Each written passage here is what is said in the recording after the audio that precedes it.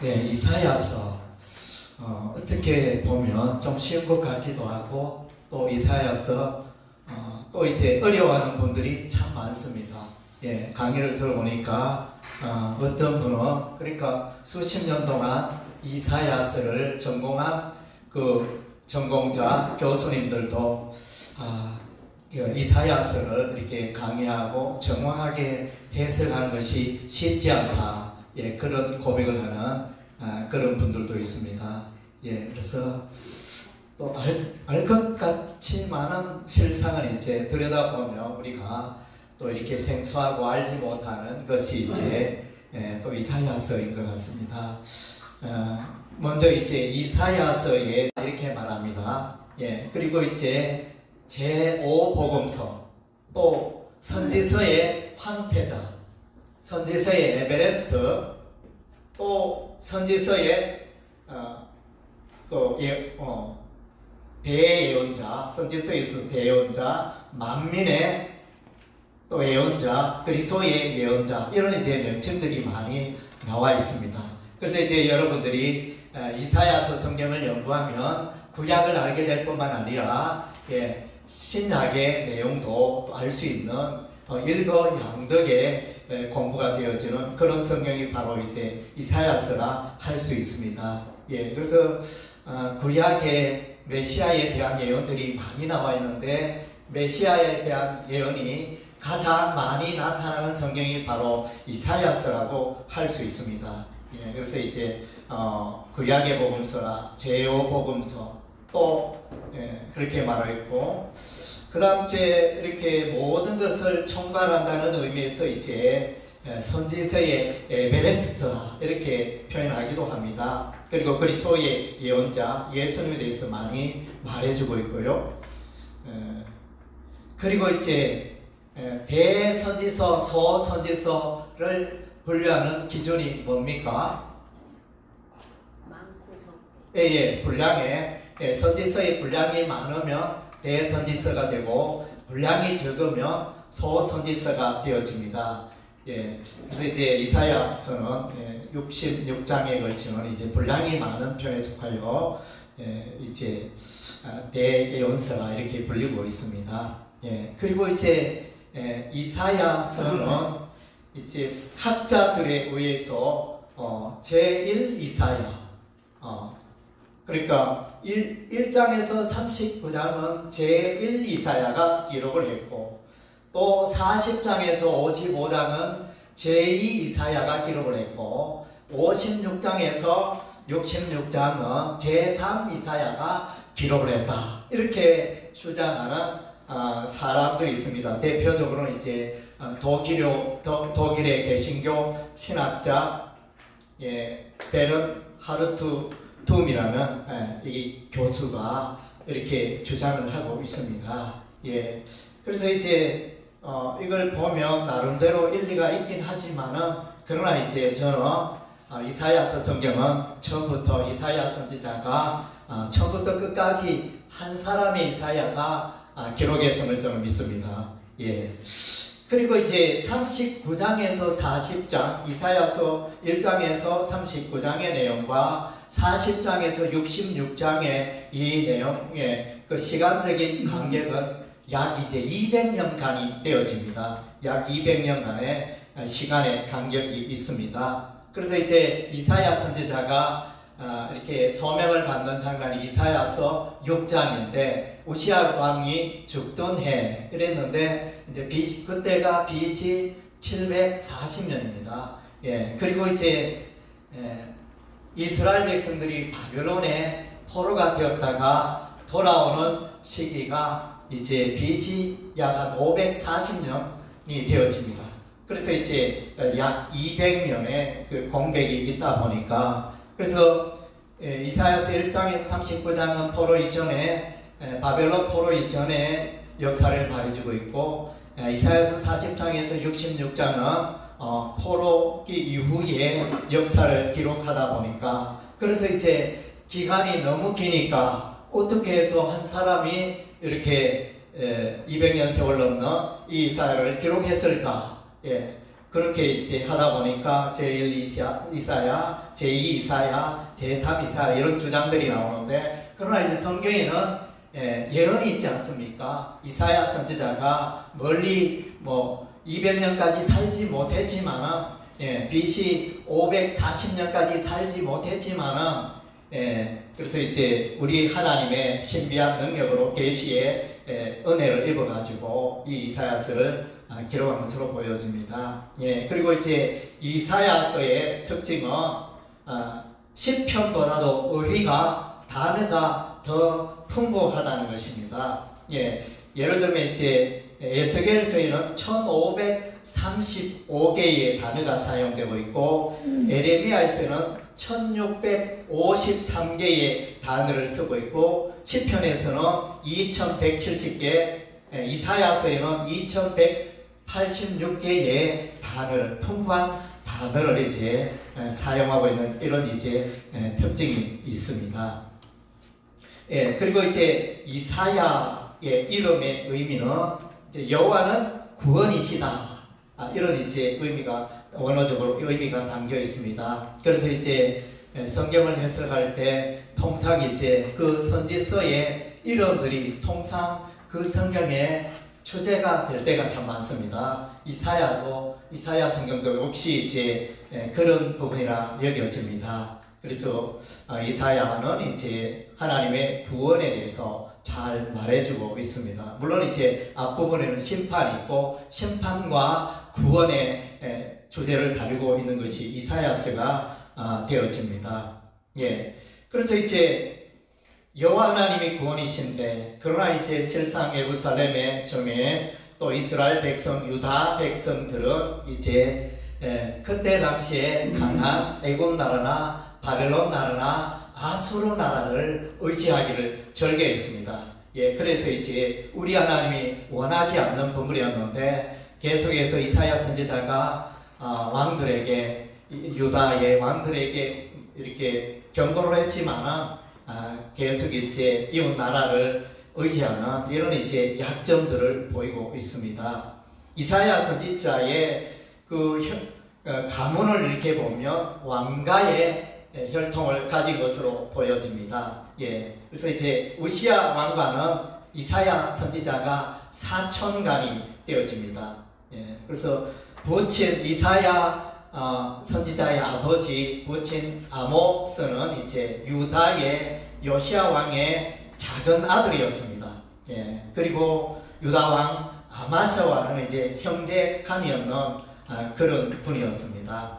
그래서 이제 우리가 이사야서를 이해할 때 이제 유다 왕들의 역대 유다 왕들의 흐름을 이해할 필요가 있는데, 요아스 왕이 있습니다. 유다의 요아스 왕. 그 다음 요아스 왕의 아들이 아마사의 아들이 우시야. 그래서 이제 아사라로 하죠. 우시야를 아사랴라고 합니다. 그리고 이제 우시야는 요담을 낳고, 그래서 우시야의 아들 요담의 아들 아하스의 아들 히스기야의 아들 머나세의 아들 아몬의 아들 요시야. 이렇게 이런 이제 흐름들이 있습니다. 그리고 이제 그러면 지금 이제 이사야 선지자를 왕가로, 왕손으로 이렇게 이야기를 하고 있는데, 물론 이제 이런 부분은 성경에 기록된 것은 아니고 정통한 설에 의하면 그러하다, 그런 내용입니다. 그런데 이제 역대하 32장 32절에 보면 히스기야 왕 때에 이사야 선지자가 왕궁의 서기관 역할을 한 것을 우리가 알 수 있습니다. 그런 근거들을 생각해 볼 때 이렇게 이사야 선지자가 왕궁에 출입을 자주 하였고 또 왕손이었음을 우리가 추측할 수 있습니다. 그리고 이사야 선지자의 아들이 있죠. 아들의 이름이 어떻게 됩니까? 두 아들이 있습니다. 두 아들의 이름이 어떻게 되죠? 첫째 아들 스알랴습, 스알랴습은 이제 남은 자가 돌아오리라. 둘째 아들은 마헬살랄 하스바스. 예, 그래서 이제 약탈이 신속히 이루어진다. 예, 그래서 이런 이제 의미를 담고 있는데, 그래서 이제 이 두 아들의 이름이 보면 이제 예언적인 의미가 있습니다. 장차 이 아들의 이름대로 유다의 역사가 이와 같이 흘러가게 되리라. 예, 그래서 이제 아수르나 바벨론의 포로 같은 자들이 돌아오게 될 것이다. 이런 이제 메시지를 주고 있고, 마엘살랄 하스바스는 이제 그들의 재물이 약탈될 것을 이제 말해주고 있습니다. 그리고 이제 정통설에 따르면 이사야 선지자는 그의 사역 활동이 한 60년 동안 사역 활동을 했고, 그의 나이 120세에 사망을 한 것으로, 므낫세 시대에 사망한 것으로 보여집니다. 그리고 이제 이사야 선지자의 그 사망에 관한 내용이 기록된 것은 위경에 이사야 성청기라는 위경이 있습니다. 가경, 위경 이렇게 말하는데, 거기에 보면 이제 이사야 선지자가 광야에 막 쫓기고 있었는데, 그래서 너무 급하여 이렇게 고목나무에 길 가다가 이제 마침 고목나무가 있어서 그 고목나무에 들어가 이사야가 숨었다 그랬습니다. 숨었는데 거짓 선지자가 보고 그것을 이제 므낫세 왕에게 이야기하고, 므낫세 왕이 이야기를 해서 이제 그 나무를 통째로 베어라 이렇게 명령을 하게 되고, 그래서 이제 톱으로 평을 당하는 그런 이제 이사야 선지자의 죽음이 기록이 되어져 있습니다. 신약적으로는 이제 히브리서 11장 37절에 보면 거기에 고난당하는 하나님의 믿음의 사람들이 나오는데, 그 가운데 톱질을 평을 당했다, 이런 이제 표현이 나오는데, 히브리서 11장 37절 이는 이제 이사야 선지자를 가리켜 기록한 것으로 보여집니다. 예. 그리고 이제 이사야 선지자의 조명이 우시아 왕의 죽던 해 이사야서 6장에 기록이 되어져 있습니다. 우리 하나님이 누구를 보내고 이랬을 때 이사야 선지자는 내가 여기 있나이다, 나를 보내소서 이렇게 말하는 장면이 나타납니다. 그래서 이제 우리가 이사야서를 해석할 때 이사야서 6장을 이제 어떻게 해석하느냐에 따라 가지고 이제 이사야 성경을 이해하는 방향이 이제 달라질 수 있는데, 그래서 이사야 6장은 이제 이사야서를 해석하는 이제 핵심이 되고 키워드가 되는 그런 장이라 할 수 있습니다. 그래서 이제 이사야서 6장은 1절에서 이사야서 1장에서 5장까지의 내용의 결론을 맺는 부분이 되기도 하고, 또 이어서 7장부터 계속되는 그 내용의 서론적인 그런 이제 내용을 갖고 있는 게 바로 이제 이사야서 6장이 되어집니다. 예. 그리고 이제 이사야서를 우리가 이제 이사야서뿐만 아니라 우리가 대선지서, 소선지서를 이해하려면 역사적 배경을 잘 이렇게 이해하는 게 중요합니다. 그래서 이제 역사적 배경을 잘못 이렇게 설정할 때는 해석이 이제 그릇되게 흘러가니까, 우리가 이제 소선지서, 대선지서 우리가 알뜰말뜰 읽어도 알뜰말뜰한데, 그래서 이제 쉽지 않은 이유는 이제 역사적 배경을 우리가 잘 알지 못할 때 그 해석이 이제 곁길로 가기가 쉽다는 것입니다. 예. 그래서 이제 이사야서의 역사적 배경을 보면 전반부에 1장에서 39장의 내용은 주로 이제 아수르 외국의 아수르 나라의 침략과 그 공격 이제 그런 것들이 배경이 되어지고, 후반부에는 이제 바벨론 나라가 이렇게 득세하는 이스라엘 백성들이 바벨론에 포로로 가 있는 그런 역사를 이제 배경으로 하고 있고, 이사야서 이제 36장에서 39장은 특별하게 샌드위치와 같이 히스기야 왕의 그 역사를 기록하고 있습니다. 그래서 아수르 왕 산헤립이 예루살렘을 겹겹이 에워싸고 공격하는 그런 장면을 우리가 이제 보게 되어집니다. 그리고 이제 우리가 이사야서를 이해하는 데 있어서 두 개의 큰 역사적 사건이 있습니다. 두 개의 큰 역사적 사건이 뭐겠습니까?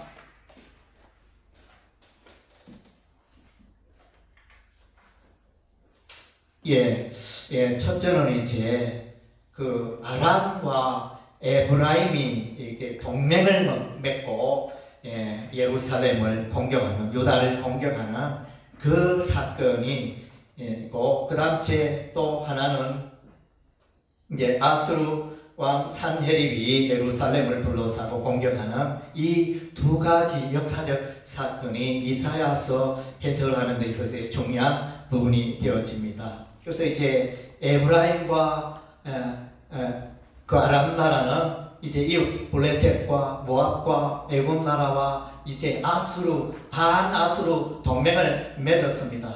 그리고 이제 유다 나라에 대해서도 우리와 합하여 힘을 합하여 아수르를 물리치자, 그렇게 제의를 했는데 이때 아하스 왕은 이제 단호하게 거절을 했습니다. 그 싸워봤자 이길 성산이 없다. 오히려 아수르 쪽에 붙어야 되겠다. 그렇게 이제 유다 왕 아하스는 그렇게 계산을 했던 것입니다. 그랬더니 거절했더니 이제 아람과 에브라임 나라가 이제 예루살렘을, 유다를 공격을 합니다. 그랬을 때 이스라엘 백성은 이제 왕의 마음과 백성의 마음이 숲이 바람에 흔들림 같이 흔들렸더라. 이사야서 7장 2절에 그렇게 기록을 하고 있습니다. 그래서 정말 얼마나 두렵겠습니까? 마음이 흔들리고 강한 자가 나타나는데, 마치 싸움을 하는데 대학생과 유치원생 혹은 초등학생과 싸움, 이렇게 그게 이길 수 없는, 성산이 없는 그런 이제 참 위기였는데, 아람 나라, 에브라임 나라의 공격에 이렇게 마음이 흔들렸습니다. 그리고 이제 아수르 산헤립의 침공이 있었습니다. 그리고 이제 아수르 군대 장관 랍사게가 항복해라, 지금까지의 열왕의 모든 나라들이 다 항복을 했다. 너희가 믿는 신인들 특별할 수 있겠느냐, 이러면서 이제 항복을 권했을 때, 그러나 이제 히스기야는 하나님께 무릎을 꿇고 간절히 기도하여 이 위기를 모면하게 되어집니다. 그래서 이제 산헤립은 예루살렘을 포위하고 히스기야 왕을 세장에 가두듯이 그를 가두었다, 이렇게 표현을 했습니다. 그래서 이제 아수르가 이제 나타나는데, 아수르의 여러 왕들을 우리가 이제 잘 이해할 필요가 있습니다. 디글랏 빌레셀 3세가 있습니다. 통상 이제 우리가 성경을 읽어보면 머나헴 왕 때 아수르의 불이 침략을 했다 그랬습니다. 불이 바로 이제 여기 디글랏 빌레셀을 말합니다. 그리고 이제 그 디글랏 빌레셀이 죽었을 때 살마네셀 5세가 이제 그 뒤를 이었고, 그 다음 째 살마네셀은 거의 이제 북이스라엘 사마리아를 거의 이렇게 멸망시킨 그런 왕입니다. 그리고 이제 사르곤 2세가 후임으로 나타나게 되고, 사르곤 2세에 이어서 산헤립 왕이 나타나고, 산헤립이 이어서 에살핫돈 때는 이제 이집트를 점령을 했습니다. 그래서 아수르와 이집트는 늘 애굽은 경쟁의 관계였는데, 힘겨루기를 하다가 마침내 아수르의 에살핫돈이 이집트를 점령하게 되어집니다. 그리고 이제 에살핫돈에 이어서 아술바니팔이 나타나게 되었죠. 이런 이제 왕들을, 양들의 흐름들을 이해하면 우리가 이사야서를 이해하는데 도움이 될 것입니다. 그리고 이제 이사야서 1장 1절에 보면 이제 그 왕들이 나타나죠. 이사야서 1장 1절 우리 찾아서 우리 다 같이 함께 읽겠습니다. 유다 왕 우시아와 요담과 아하스와 히스기야 시대에 아모스의 아들 이사야가 유다와 예루살렘에 관하여 본 계시라. 그래서 이제 이것은 이제 역사적인 흐름, 이사야 선지자가 예언했던 것들을 말해주고 있습니다. 이 왕들의 그 이름을 원어적으로 보면 우시아는 이제 스트롱 코드 5818번입니다. 우찌야가 되는데 이 의미는 여호와는 나의 힘이시다, 이런 의미가 있습니다. 그래서 이제 우시아의 생애를 볼 때 우시아는 국방을 튼튼하게 하고 이웃나라 블레셋이나 암몬이나 주변 나라를 정복하고 경제를 일으키는 부국 강병의 그런 이제 왕이었습니다. 그래서 이제 여호와는 나의 힘이시다, 힘이 강한 우시아 왕을 우리가 볼 수 있습니다. 그리고 우시아의 다른 이름은 아사랴. 아사랴의 의미는 여호와께서 도우셨다, 이런 이제 의미가 있습니다. 그래서 우시아 왕은 나중에 문둥병이 되는 사건이 일어나게 되어집니다.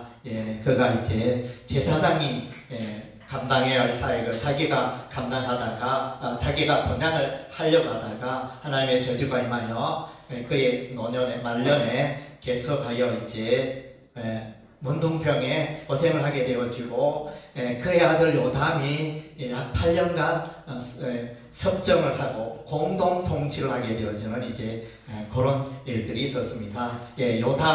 요담은 이제 스트롱 코드 3147번 요탐이라는 단어인데 의미는 여호와는 완전하시다. 그래서 그런 의미가 있습니다. 그리고 아하스는 스트롱 코드 271번 아하즈, 그가 웃다 갔다, 이런 의미가 됩니다. 그래서 이제 이 아하스 왕의 시대는 배교의 시대였습니다. 우상 숭배에 앞장서는 그런 왕이었습니다. 그래서 배교의 시대라 이런 표현을 한 사람은 이제 역사학자 존 브라이트라는 분이 이 아하스 왕에 대하여 배교의 왕이다, 배교의 시대를 이끌었다, 이렇게 평가를 하고 있습니다. 그가 붙잡은 것은 여호와 하나님을 붙잡은 게 아니고 우상신을 붙들었다는 것입니다. 그래서 이제 아하스 왕 때 대단합니다. 그야말로 성전문을 닫아버리고 또 아람 나라에 가서 거기에 제단을 보고 제사장 우리에게 명령하여 그 제단을 만들고 여호와의 앞마당에 그 새로 만든 제단에 제사를 하고 바알을 숭배하고 하는 이제 아주 이제 악한 왕이 바로 이제 아하스 왕이 되어집니다. 그리고 이제 히스기야는 스트롱 코드 3169번이고 원어는 예히저키야라는 이제 언어를 쓰고 있는데 의미는 여호와께서 강하게 하신 자. 그래서 우리 하나님 요 히스기야를 이제 강하게 하셨습니다. 이렇게 아수르 군대가 예루살렘을 에워싸고 항복해라 했지만 그러나 이렇게 결코 물러서지 않고 믿음으로 승리하는 그런 이제 믿음의 왕이었습니다. 우리 하나님이 강하게 하심으로 이런 일이 일어난 줄로 믿습니다.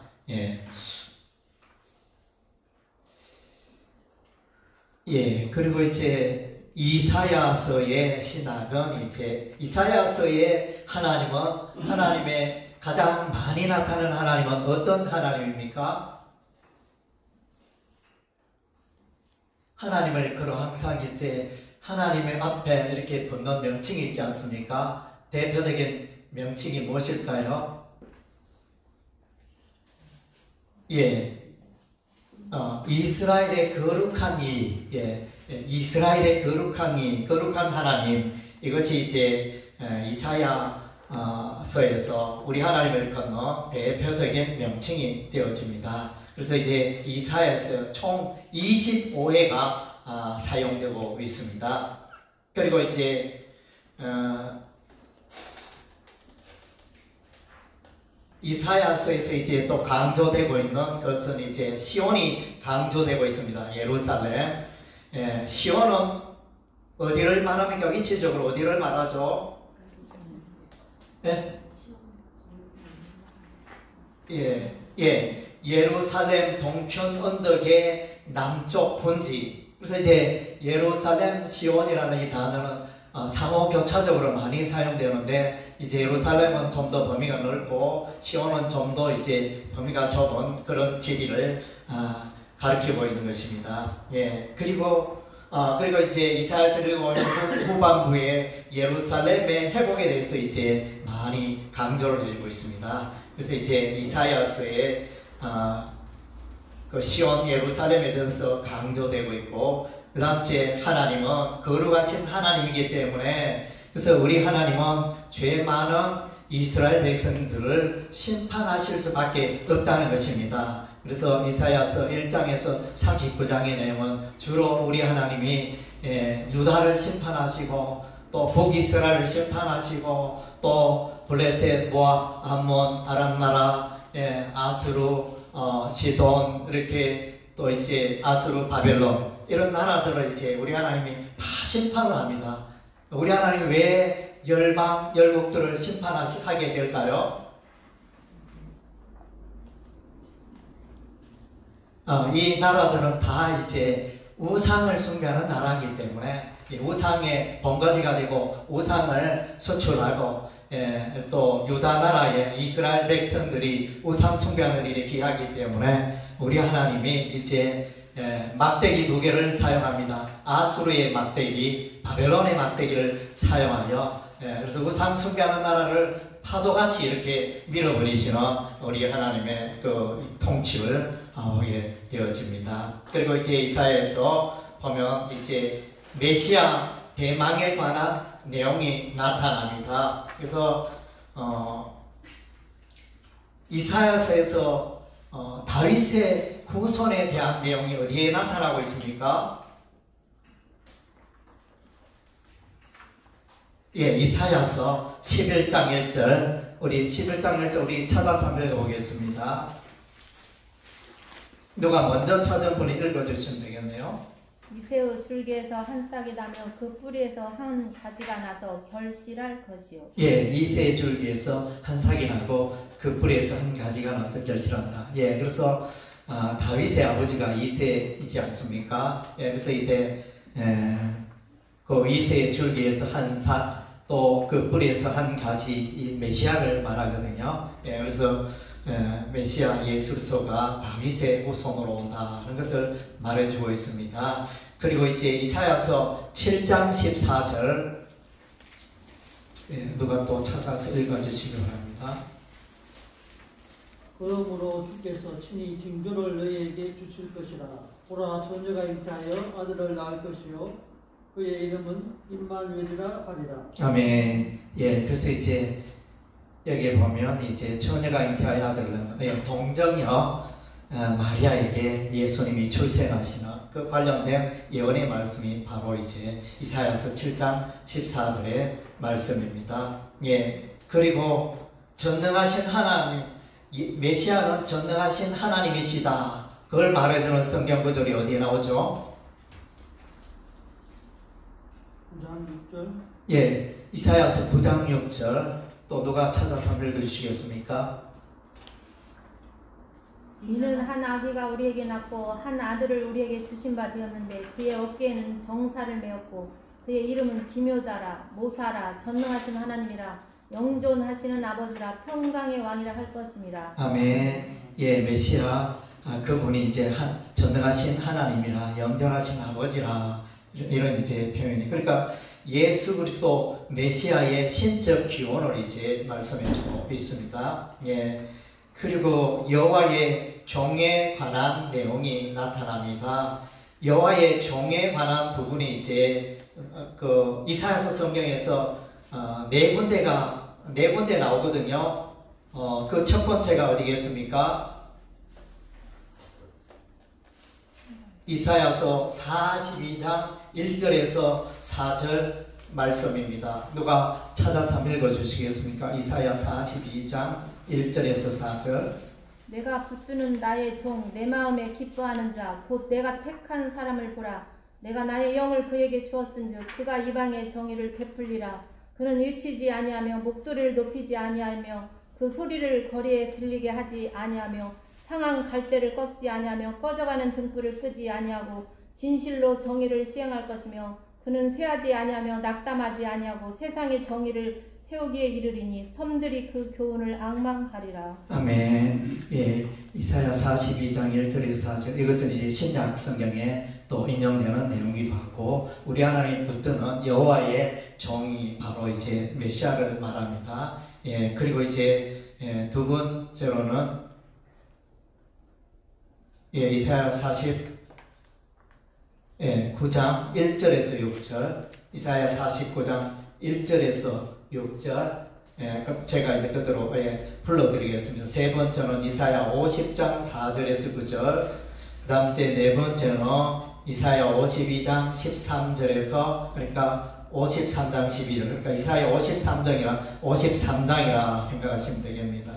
예, 그래서 이제 여호와의 종에 대한 연구가 활발한데, 때로는 여호와의 종을 메시아를 말하기도 하고, 때로는 이스라엘을 말하기도 하고, 그렇게 이제 번갈아 가면서 이사야 성경이 나옵니다. 그리고 이제 이사야에서 중요한 내용은 이제 남은 자 사상이 나타납니다. 그래서 이사야서 1장 8절에서 9절은 참외밭의 원두막, 참외밭의 원두막이라는 단어가 나옵니다. 그리고 이사야서 6장 13절은 거루터기 단어가 나타나고, 또 이사야서 17장 4절에서 6절은 올리브 나무의 남은 열매가 나타납니다. 그리고 이제 남은 자 10장 22절에 야곱의 남은 자, 또 남은 자가 돌아온다. 이런 이제 남은 자에 대한 내용이 나오고, 신약에서는 이 남은 자 사상이 어디에 나오죠? 로마서 몇 장이죠? 로마서 9장과 11장에 요 내용이 나타납니다. 남은 자 사상에 대해서 말씀해 주고 있습니다. 그래서 이제 그리고 이사야서의 구절을 보면 1장에서 35장은 그 바벨론 포로전 예언이고, 또 40장에서 66장은 포로 후 예언이고, 또 36장에서 39장은 역사편을 말해주고 있습니다. 그래서 1장에서 35장은 이스라엘과 열방의 심판을 말하고, 36장, 39장은 이제 히스기야와 아수르의 관계를 말해주고 있고, 40장에서 66장은 메시아와 이스라엘의 구원에 대해서 말해주고 있습니다. 그리고 이제 우리가 성경을 보면 이사야의 아내가 여선지자였다는 것을 우리가 알 수 있습니다. 그래서 이사야서 8장 3절 우리 한번 읽어보겠습니다. 이사야서 8장 3절.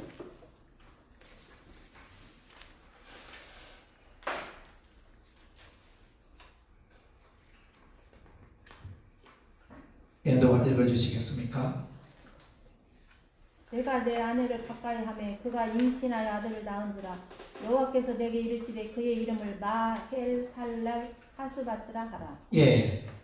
그래서 이제 여기에 내 아내, 이 내 아내는 이제 원어적으로 보면 네비아로 이렇게 히브리 원어가 네비아로 이렇게 나와 있습니다. 스트롱 코드 5031번. 그래서 이것은 이제 여선지자를 말합니다. 그래서 이제 5030번 나비의 남성 선지자 나비의 여성형을 기록하고 있습니다. 그래서 이제 이 단어를 쓰는 성경의 인물이 미리암이 있습니다. 미리암은 출애굽기 15장 20절, 드보라는 사사기서 4장 4절, 훌다는 열왕기하 22장 4절에 이렇게 기록이 되어져 있습니다. 그래서 이제 이사야의 아내는 역시 이제 선지자였다. 한글 성경에는 이제 그냥 아내로 번역되어 있지만은 실상은 이제 원어적으로 볼 때 선지자였음을 우리가 알 수 있다는 것입니다. 그리고 이제 이사야서 6장의 그 내용, 6장 여기서 보면 이제 보좌가 나타납니다. 보좌. 그리고 성전이 나타납니다. 그래서 이제 보좌는 그 키세라는 히브리어를 쓰고 왕의 보좌를 말하고, 성전은 헤칼이라는 단어를 쓰는데 성전, 궁전을 말하고 있습니다. 그래서 이제 여기서 그러면 이사야서 6장의 이 배경이 지금 어디에서 이사야 선지자가 지금 여호와의 성전에 있는 겁니까? 아니면 이사야 선지자가 지금 환상을 보고 있는 것입니까? 예. 환상. 예. 그래서 이제 이사야 선지자가 지금 이제 환상을 보고 있는 내용입니다. 그래서 성전에서 이렇게 여호와의 성전에 들어가서 이렇게 이 환상을 기록한 6장을 기록한 내용이 아니고, 그래서 환상 가운데 우리 하나님의 특별한 은혜로 이와 같은 것을 경험하게 됩니다. 그래서 보좌라 이러면 그래서 성전에 보좌가 있는 건 아니거든요. 그리고 이 보좌는 이제 왕의 보좌를 말하니까, 그래서 그리고 이제 성전에 대해서 이 성전도 이제 왕궁으로 또 해석할 수도 있고, 원어적으로 이제 그렇게 생각해 볼 때 이것은 이제 여호와의 성전에 들어간 이사야의 모습이 아니고 환상 가운데 바라보는 그런 이제 계시의 모습이라는 것을 우리가 알 수 있습니다. 그리고 이제 내가 먼저 이렇게 이런 단어가 이제 말씀해 주고 있습니다. 6장 1절에 보니까 우시야 왕이 죽던 해 내가 먼저 주께서 높이 달린 보좌에 앉으셨는데 그 요자는 성전에 가득하 있고, 내가 먼저 이것은 이제 원어 라 스트롱코드 7200번 라라는 이제 원어를 쓰고 있습니다. 그래서 이제 이 내용은 하나님이 보낸 사자들에 의해 전달된 하나님의 말씀을 받고 이해하고 믿음으로 수용하는 것을 이제 나라는 이 단어의 의미가 되어집니다. 그래서 바라본다 하지만은 이제 이 원어적 의미는 이제 믿는다, 믿음과 연결시켜야 하는 것이 믿음의 그 의미와 연결하여 우리가 해석을 해야 합니다. 왜냐하면 그 근거적으로는 이제 민수기 28장, 21장, 민수기 21장 8절에 보면 이제 광야의 노뱀 사건이 나타나지 않습니까? 장대 위에 그 노뱀을 쳐다보면 살리라. 또 그리고 물린 자마다 그것을 보면 살리라. 우리 하나님이 모세에게 장대 위에 불뱀을 만들라 이렇게 말씀하셨고, 그리고 이제 물린 자마다 그것을 보면 살리라. 여기 민수기 21장 8절보다 이것이 히브리어 원어적으로 나라는 이제 단어를 쓰고 있습니다. 결국은 이제 믿음에 바라보지만 그것은 결국은 이제 믿음의 행위라는 거죠. 믿음으로 의롭게 되고 믿음으로 구원에 이르게 되어지는 것을 말씀해 주고 있습니다. 그리고 이제 우리가 이사야서 20장 3절에 20장 3절 누가 찾아서 한번 읽어주시겠습니까? 여호와께서 이르시되 나의 종 이사야가 3년 동안 벗은 몸과 벗은 발로 다니며 애국과 구수에 대하여 징조와 예표가 되었느니라. 아멘. 여호와께서 이르시되 나의 종 이사야가 3년 동안 벗은 몸과 벗은 발로 다니며 애국과 구수에 대하여 징조와 예표가 되었느니라. 그래서 여러분의 이 성경에 대해서 어떻게 생각합니까? 여러분이라면 만약에 이렇게 이런 벗은 몸과 벗은 발로 3년 동안 다닐 수 있겠습니까? 추위도 있고 더위도 있고 짐승도 있고 이렇게. 그래서 이제 저는 이제 이 성경을 읽으면서 이거 이렇게 해석하면 조금 이제 물론 뭐 이럴 수도 있겠지만 좀 무리한 해석이다. 괜히 또 이사야를 고생시킨다 이런 생각이 들어가지고 이것의 정확한 의미가 뭘까 저는 이제 나름대로 좀 살펴봤는데, 예, 통상적으로 이제 칼빈이나 델리치 같은 이런 신학자는 이사야가 3년 동안 벗은 몸과 벗은 발로 행했다 이렇게 해석을 하고, 또 다른 신학자는 이제 세롬이라든가 노벨, 알렉산더 이런 이제 성경 신학자들은 이제 이것을 선지자의 단 한 번의 기이한 행위가 3년 동안 예표와 기적이 되었다. 한 번의 기이한 행위가 3년 동안의 예표와 기적이 되었다. 이렇게 이제 해석을 합니다. 그래서 이제 이 3년 기간을 앞쪽에 바로 뒤에 따르는 내용이 붙이느냐, 아니면 그 뒤쪽에 나오는 내용이 붙이느냐, 이렇게 해가지고 이제 해석이 달라지는데, 근데 이제 저는 이제 새로운 해석을 제시합니다. 예, 새로운 해석. 예, 그래서 이것은 저는 이제 이 원어적으로 볼 때 여기에 보면 3년, 년이 이제 스트롱코드 8141번인데 원어적으로 사내라는 단어를 쓰고 있습니다. 그런데 이제 사내라는 이 단어의 뿌리를 보니까 8138번 사나에서 유래했다 그랬습니다. 사나는 뭐냐면 반복하다는 의미를 갖고 있습니다. 반복하다. 그래서 이제 저는 이제 이 이렇게 뿌리를 히브리어 원어 뿌리를 기초로 하여 이렇게 이사야가 3번의 벗은 몸과 벗은 발로 행하였다. 이렇게 저는 해석을 하고 싶습니다. 물론 이제 뭐 이런 부분이 좀 검증이 돼야 하겠지만은, 제가 알고 있는 그런 히브리적 그 상식으로는 이제 이렇게 해석함이 오히려 더 타당하다. 예, 저는 이제 그렇게 해석을 했습니다. 예, 제 강의는 여기까지고요. 예, 들으시고 질문 있는 분 한 사람만 질문할 기회를 드리겠습니다.